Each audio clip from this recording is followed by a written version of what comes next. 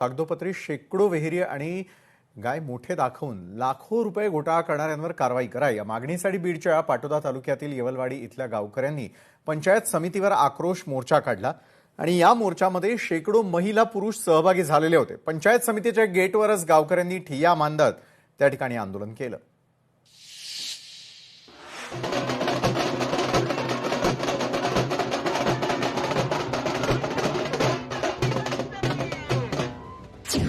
कागदोपत्री शेकडो विहिरी आणि गाय गोठे दाखवून लाखोंचा घोटाळा। लाभार्थी शेतकऱ्यांपेक्षा विहिरींची संख्या अधिक। आक्रमक गावकऱ्यांचा थेट पंचायत समिती कार्यालयावर मोर्चा।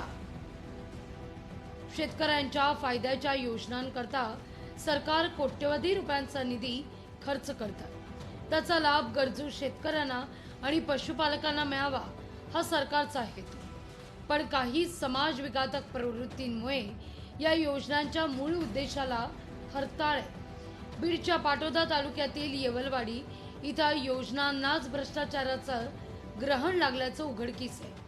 ज्या कामांकरता निधी मिळवला त्याची एकही वीट न रचता केवळ कागदावर शेकडो गाय गोठे आणि विहिरी उभारून शासकीय निधीवर डल्ला मारण्यात आल्याचं उघडकीस आहे। बोगस लाभार्थी दाखवून त्यांच्या नावानं शासकीय तिजोरीवर लाखो रुपयाचा दरोडा टाकून सामान्य नागरिकांना लाभापासून वंचित ठेवणाऱ्यांवर तातडीनं कारवाई करा अशी मागणी करण्यात येते। तसंच या घोटाळ्याला सहकार्य करणाऱ्या अधिकाऱ्यावर देखील कारवाई करा अशी मागणी आहे। 7-12 नसताना पानंद रस्त्याचा विषय, पानंद रस्त्यावर एक खडा बी मुरुम न टाकता यांचे कुशलचे बिल दाखल झाले आहेत। आतापर्यंत लाखो करोडो रुपयाचा घोटाळा केलेला आहे त्यांनी। मला माझा बीडीओ साहेबांवर विश्वास आहे की ती 100% मला न्याय देतील आणि जर मला त्यांनी न्याय नाही दिला तर मी याच्यानंतर जिल्हा अधिकारी कार्यालयावर असाच मोर्चा काढणार आहे।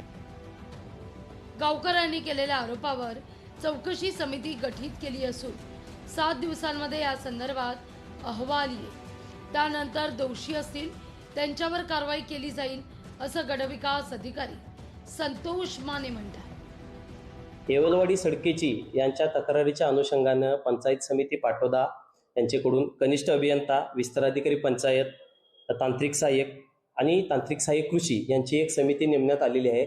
सदर समिती संबंधित गावामध्ये जाईल, सर्व कागदपत्रांची पडताळणी करेल आणि योग्य तो अहवाल आम्हाला देईल। त्या संबंधित अहवालाच्या आधारे योग्य प्रशासकीय कारवाई केली जाईल।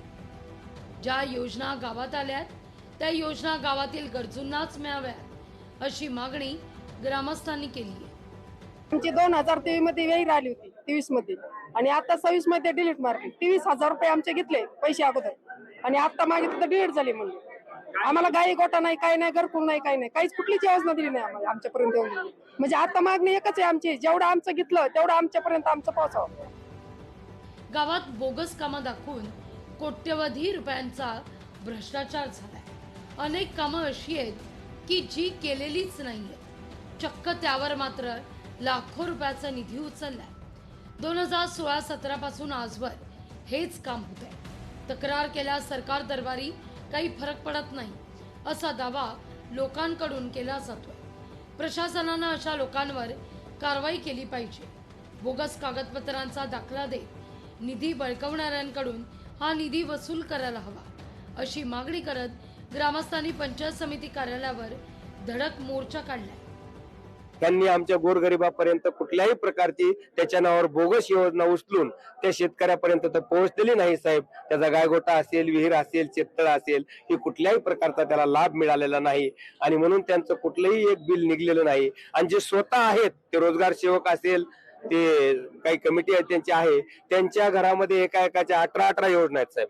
कुठला सोन्याच्या नावावर जमीन नसताना सुद्धा त्याच्या नावावर विहीर। सरकारी रेकॉर्डवर ही कामं पूर्ण झाल्याचं दाखवून लाखो रुपयांची बिलं हडप करण्यात आली आहे। या घोटाळ्यामुळे गरजू असणारी कुटुंब मात्र अजूनही मदतीपासून वंचितच आहेत। ज्यांच्यावर हे आरोप होत आहेत त्यांनी हे आरोप फेटाळले। या प्रकरणाच्या चौकशीनंतर सरकारचा निधी लाटणाऱ्यांचा पर्दाफाश होतोय का, हा सवाल ग्रामस्थ करताय. हरिदास तावरे, लोकशाही मराठी, बीड.